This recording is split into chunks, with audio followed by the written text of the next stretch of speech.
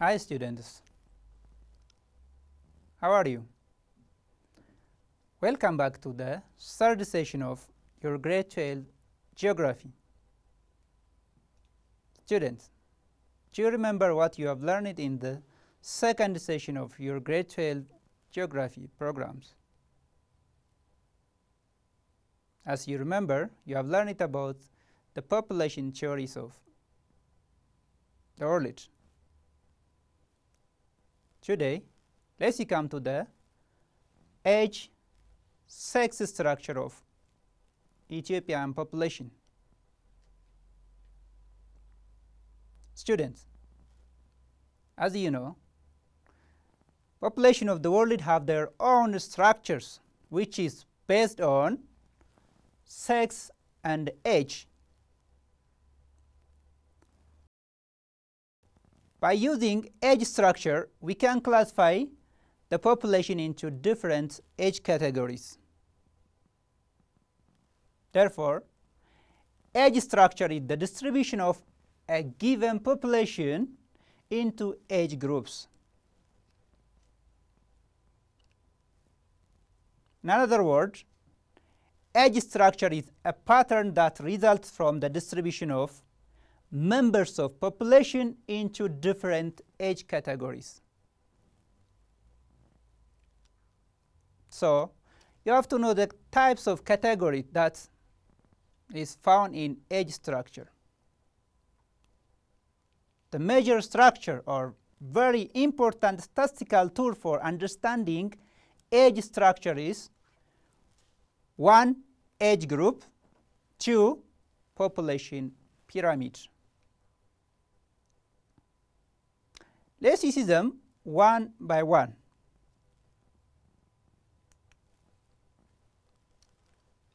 What is age group?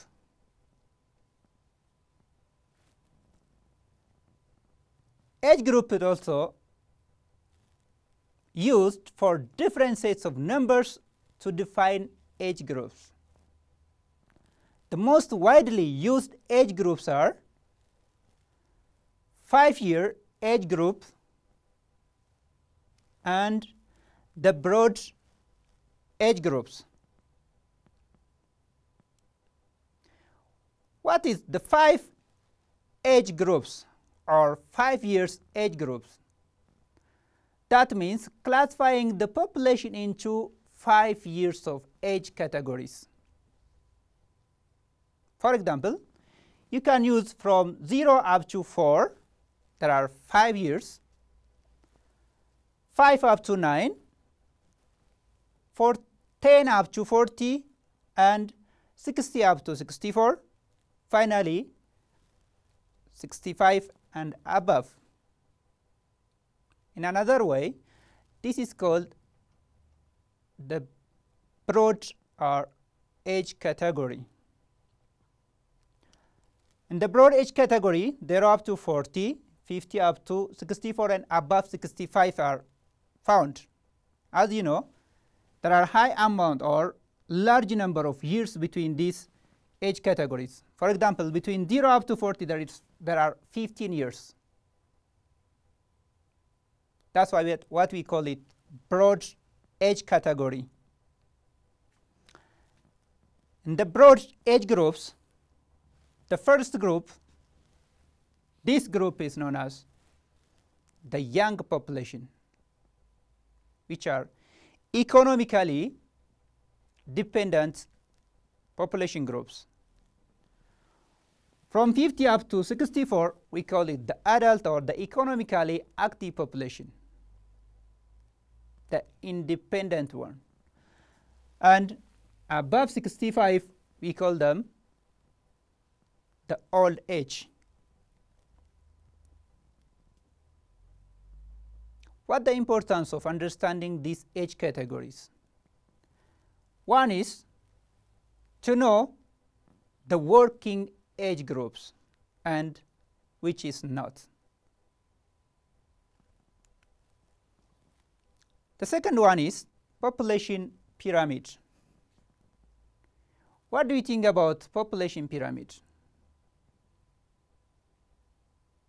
Students, Population pyramid is the graphic representation of the age distribution of a given population by sex.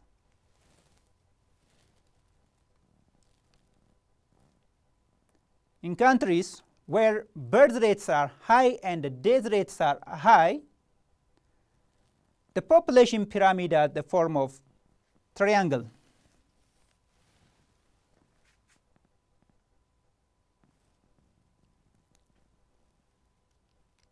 In another way,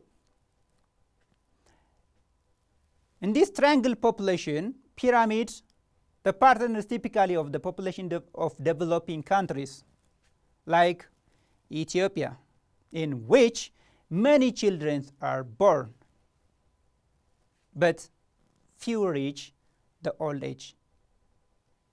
That's why the population pyramid creates a triangular shape. In contrast, in developed countries with their lower birth rates and fewer people die young, the population pyramid is more of become rectangular, narrowing only near its top. In these countries, both births and deaths decline, with the result showing the number of people in each group at equivalent states. Students, for more explanation, let's see this population pyramid. These are two population pyramid groups. As you know, the first one is the triangular population pyramid. And the two population pyramids are the developed countries' population pyramid. For example, this one is the population pyramid of Kenya. As you know,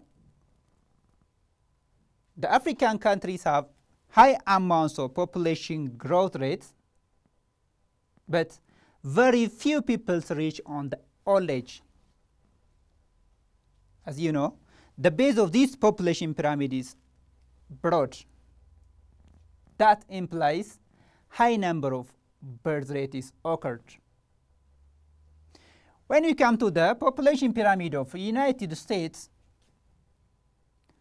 the amount of population which is found at the middle age is high or larger than the old age and the young age population groups. That means the country's population, if more of active population numbers are high. It is similar with the population pyramid of Italy. Students, do you know that population pyramid of a country can speak about the social, economic, and the political structure of that country? That means by simply observing their population pyramids, you can talk that country's economic structure, economic level, political, and other economic factors. Therefore, population pyramid is a key for one country, because it's not only about the age and the number of population. As you know, on this population pyramid, the pyramid by itself has two categories. It's drawn on the graph, and the graph is classified into two.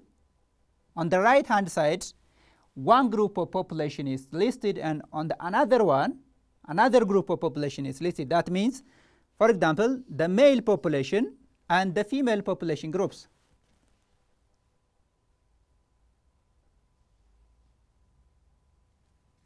But population pyramid is more than talking about this category. There is also a number of population here. the number of population is listed here in millions. 0, 2, 4, 6, and 8. That means when you move from these two, on the left and the right hand side, the amount of population is increasing in millions by both sexes. So population pyramid is just more than about this category. It has many things. For more explanation, try to read your textbook and other reference books.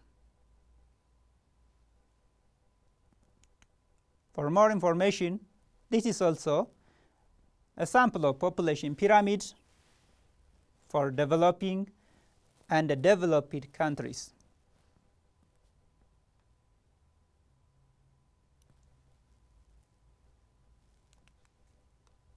In general, population pyramids of developing countries are like Ethiopia have very broad base, showing the dominance of the young age population. These pyramids become increasingly narrow on the top.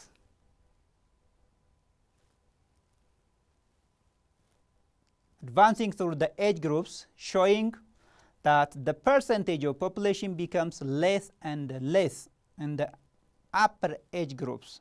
For example, above 65 age groups, and above 70, a number of population is very low, or few people reach on the old age.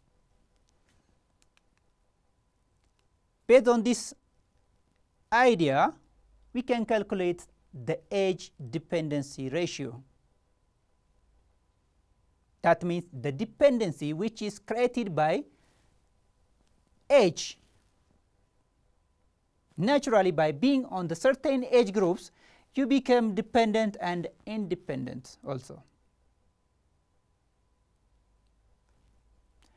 Age dependency ratio is the relationship between the working or economically active and inactive groups. Simply, age dependency ratio means the burden created on the active populations by independent or the old and young age populations.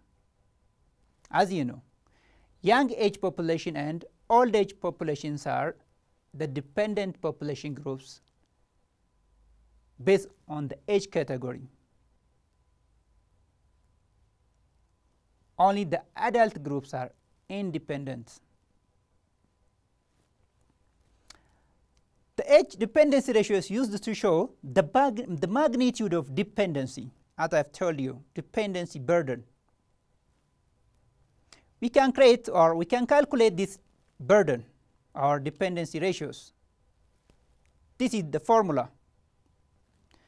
The formula for dependency ratios, you can take the percent of population age 0 up to 40, that means the young population, plus the percentage of population of age above 65, old age population, divided by the percentage of population on age with an age of 50 to 64 times 100.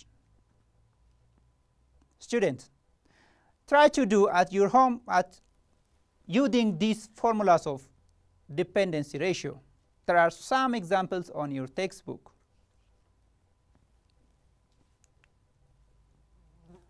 The age dependency ratio may vary from country to country or from continent to continent. It may also vary from developing and developed countries. For example, for developed countries, the dependency ratio becomes 50 and 75 years. And for less developed countries, it becomes 85 and 105. What is the meaning of this number?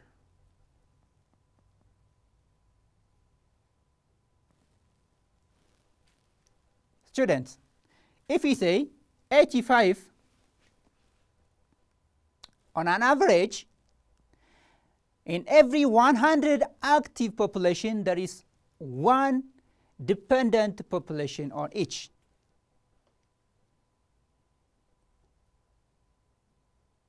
That is the literal meaning for age dependency ratio.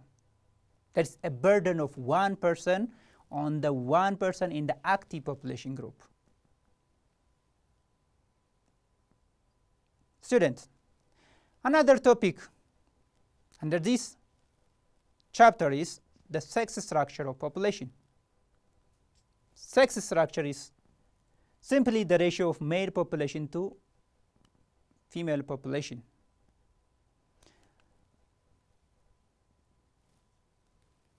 In this sex ratio, we can use the formula. As I have told you, sex ratio is the number of male to female. The ratio between male and the female can be calculated by this formula. Divides male population over female population times 100. Then finally, you will get certain number. Students, therefore, to calculate the sex ratio, we can use the formula of male population divided by female population times 100.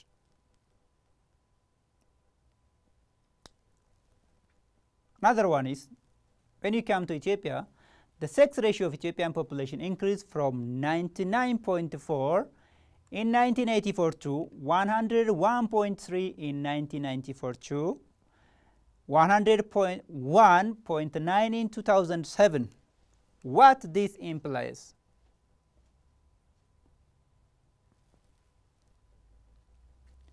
The implication of this one is the amount of sex ratio is increasing.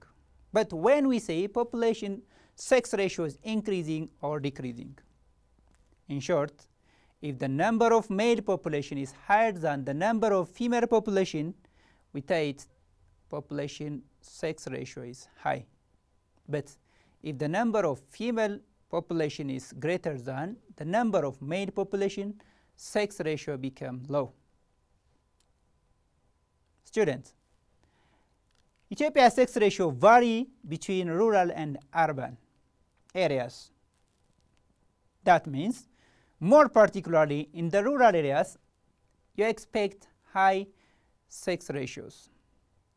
That means we can find a large number of male population in the rural areas, while in the urban areas, sex ratio is very low due to the migration of female population from rural to urban areas.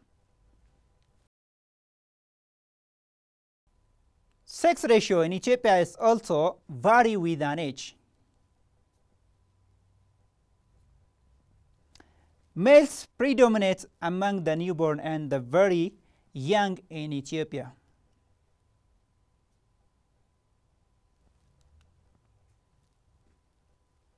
Students,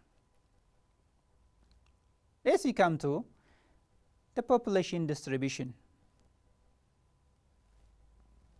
The spatial distribution of population in Ethiopia.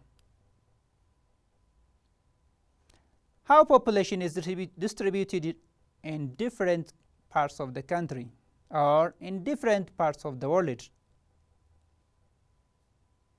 In short, population distribution is uneven wherever in the world.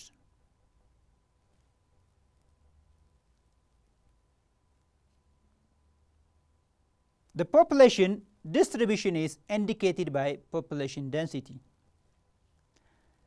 Population density is the average number of person per kilometer square. By the way, you can calculate the population density by simply dividing the number of population to the number of areas times 100. In Ethiopia, the population is unevenly distributed for various physical and human-made factors.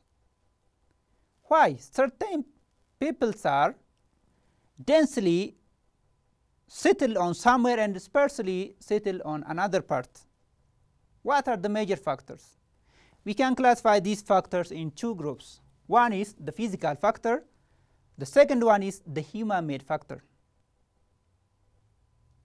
The major one is the physical factor.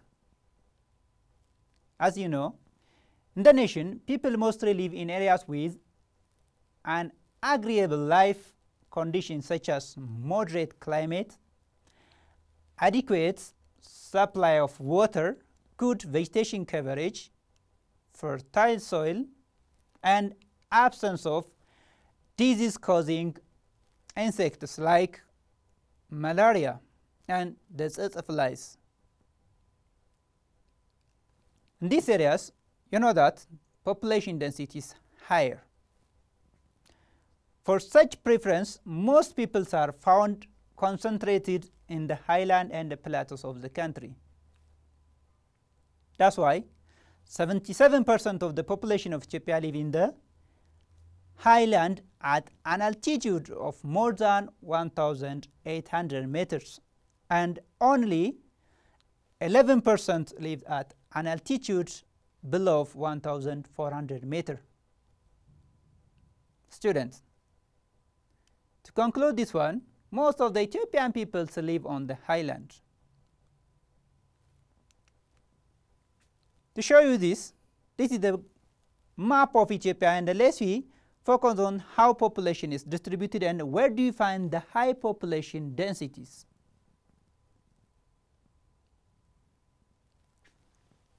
In the central part of highlands of Ethiopia, on the higher altitudes of Ethiopia, you can find dense populations, or the density of population is increasing on the higher altitudes. On this part, the population density is higher than the others.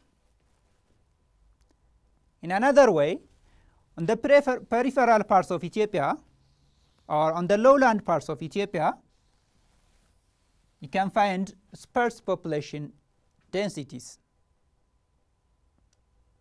Especially on the insect producing region of Ethiopia, you can find a large amounts of population densities. As you see, the person per kilometer square is listed here. How many persons live on a certain 1 kilometer square in Ethiopia?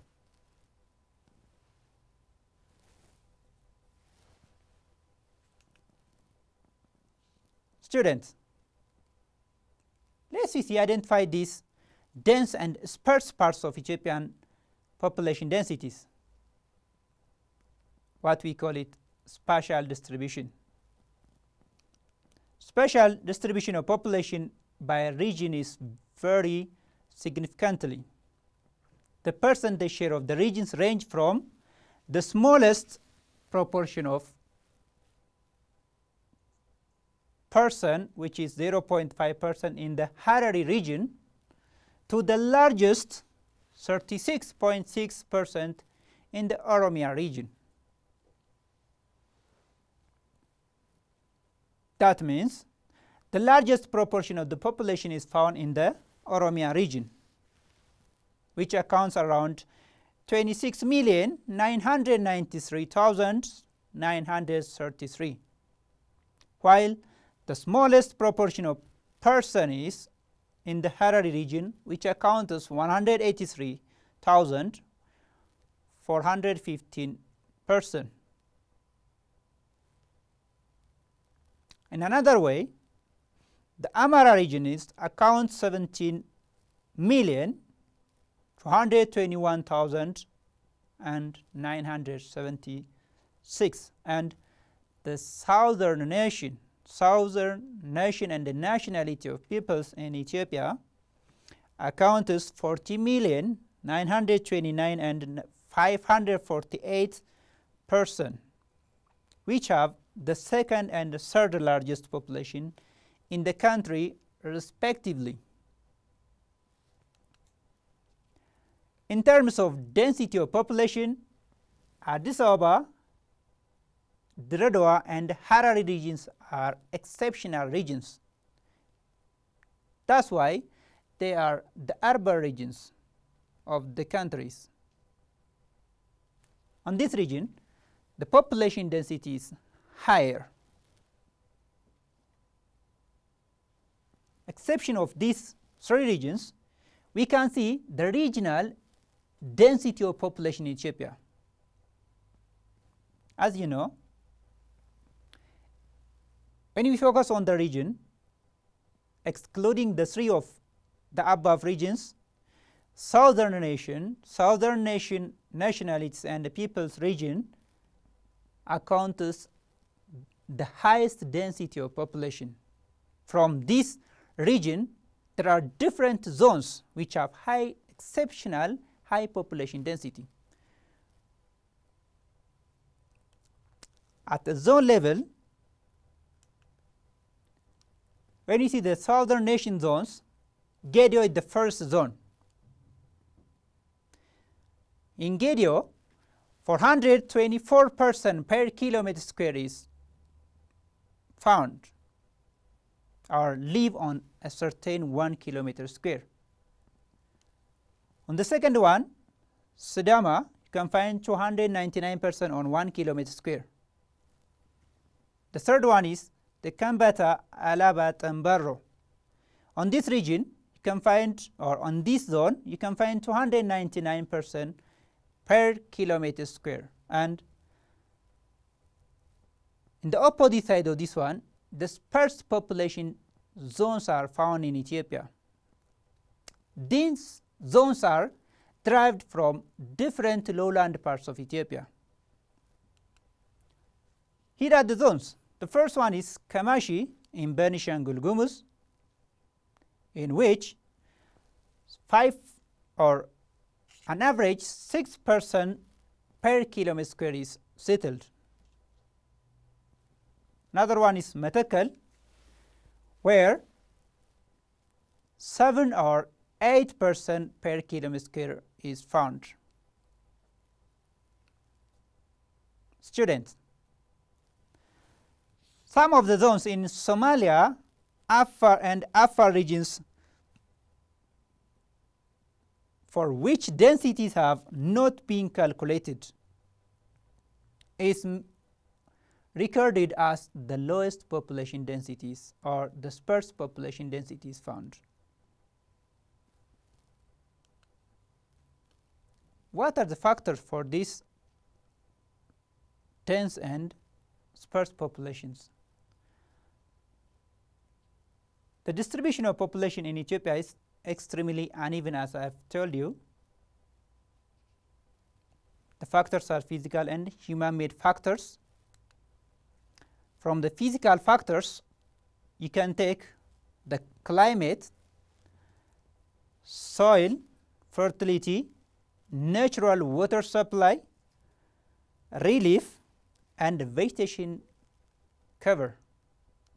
How these things affect population density?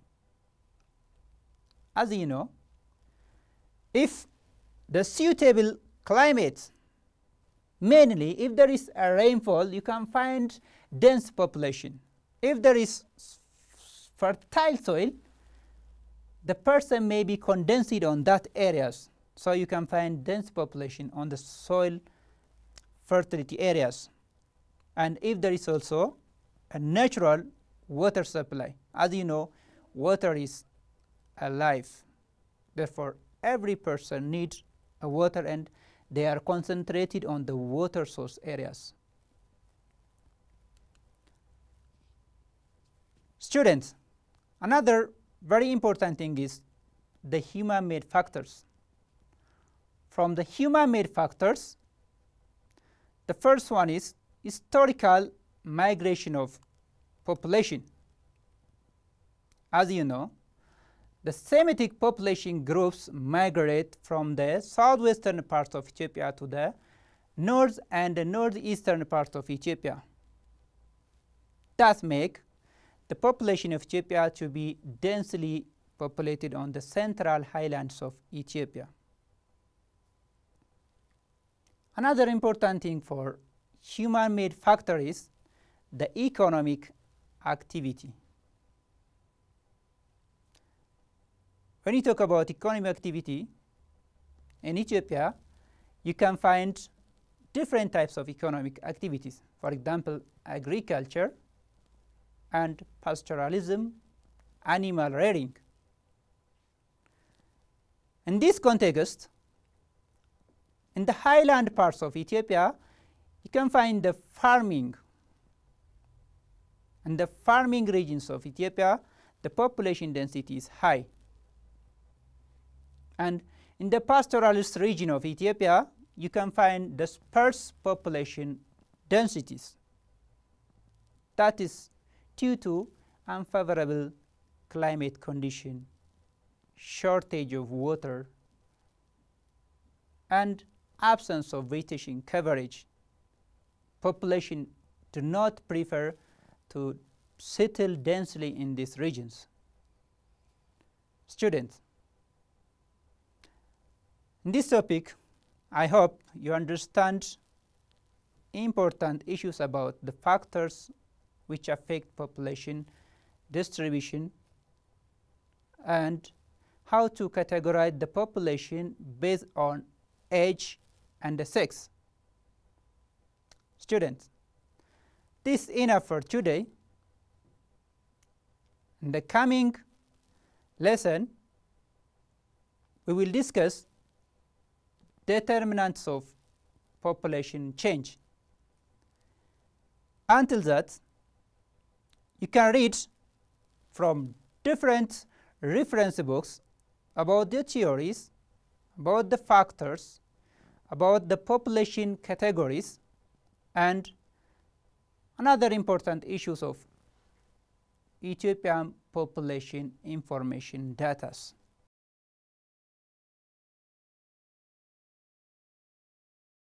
Students, to conclude today's lesson, let me give you some questions which is related to our today's topic. Students, the answer of this question has to be sent to our websites by using the below AfriHealth TV websites. Therefore, I will write the questions here and try to send its answers. The first question is about population pyramid.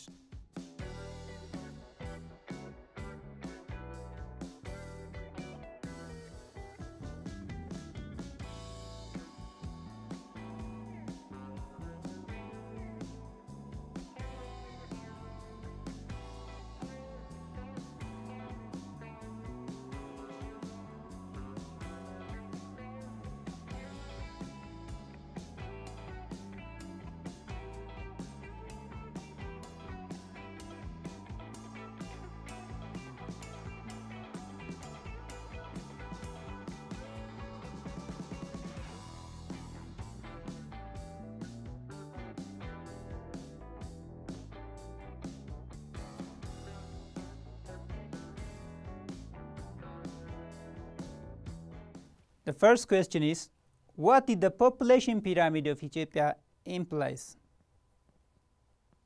When you see the shape of the Ethiopian population pyramid, it implies something. Try to find that.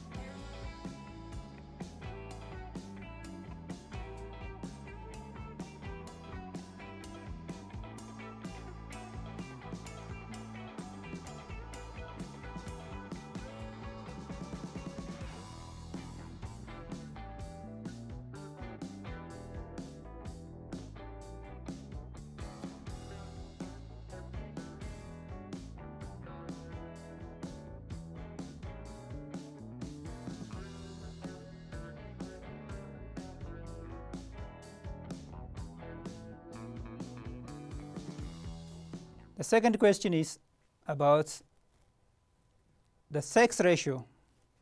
Say, where do you find the lowest sex ratio in Ethiopian regions? Here, we have to focus on the regional comparison of sex ratio. This is enough for today. See you on the next lesson. Thank you.